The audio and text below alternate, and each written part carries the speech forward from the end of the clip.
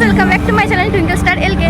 তো আজ চলেছে নতুন একটা ব্লগ নিয়ে। আর সব থেকে প্রথম সবাইকে জানাই শুভ শিবরাত্রির অনেক অনেক শুভেচ্ছা। তো আমরা এখন বেরিয়ে গেছি, বর্ধমান চলেছি, স্টেশনের কাছে দাঁড়িয়ে আছি। তো যাবো 108 মন্দির মহাদেবের পুজো দিতে। তো এই যে আমার সাথে আছে সঞ্জনা, সাথী। তো চলো মন্দিরে গিয়ে আবার দেখা করছি। এখন আমরা টোটো করে চলে এলাম মন্দিরের সামনে। আর একদম মন্দিরের সামনে নামাইনি, কারণ এখানে প্রচুর ভিড়। আর আজকের দিনে এই 108 মন্দিরে খুবই ভিড় হয়, একদম বাইরের অনেক আগে থেকে লাইন লেগে থাকে। তার জন্য টোটোর কাকুটা আমাদেরকে অনেক আগেই নামিয়ে দিই। তো এখন আমরা হেঁটে যাচ্ছি। আর এখানে এত ভিড়, মানে সবাইকে কন্ট্রোল করার জন্য রাস্তার দুপাশে দড়ি দিয়ে ঘিরে রেখে দিয়েছে। তো এই টোটোর ভেতর দিয়ে আমরা যাচ্ছি। আর এই আশেপাশে দেখতে পাচ্ছি অনেক পুজোর প্রসাদ, ফুল এসবের দোকান বসেছে। এখন এই যে আমরা এই কাকুর কাছ থেকে মহাদেবের তিলক কপালে পরে নিয়েছি। আর এই যে এই দোকান থেকে আমরা দুটো আকন্দ ফুলের মালাও নিয়ে এলাম। অবশেষে আমরা পৌঁছে গেছি 108 শিব মন্দিরের সামনে। আর এই সামনে কতগুলো দোকান হয়েছিল, তো এখান থেকে আমরা পুজোর ডালা কিনে নিলাম। তো চলো আমরা এবার মন্দিরের ভেতরে ঢুকবো।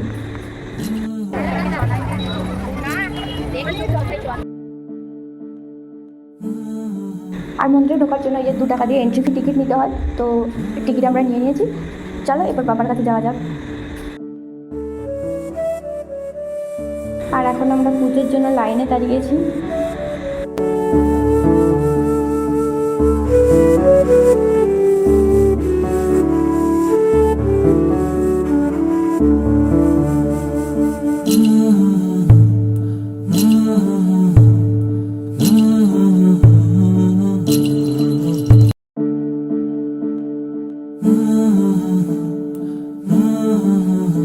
যাই হোক, আমাদের পুজো দেওয়া কমপ্লিট হয়ে গেল।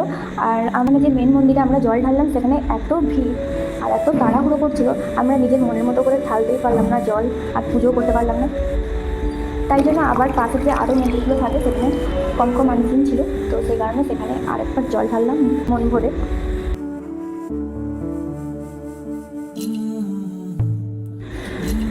তো চলো আমাদের পুজো দেওয়া কমপ্লিট।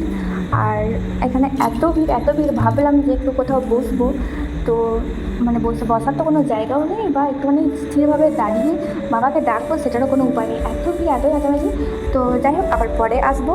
আর বাবাকে মন থেকে যেখান থেকে হোক ডাকলেই হলো, সেটা কথা নয়। তো চলো, যারা আমার ভিডিও দেখছে তাদের মধ্যে কারা কারা শিবরাত্রি করেছিল সেটা কমেন্ট করে জানিও। আমরা এখন পুজো দিয়ে বেরিয়ে গেছি বাইরে মন্দিরের। এরপর প্রসাদ খাবো।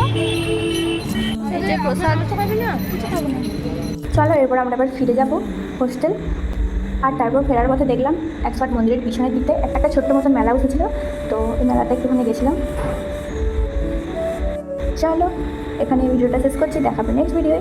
আর যাদের ভিডিওটা ভালো লাগলো অবশ্যই লাইক কমেন্ট শেয়ার করে দেবে। নতুন ভিডিও চ্যানেলটা সাবস্ক্রাইব করে দিও। টাটা।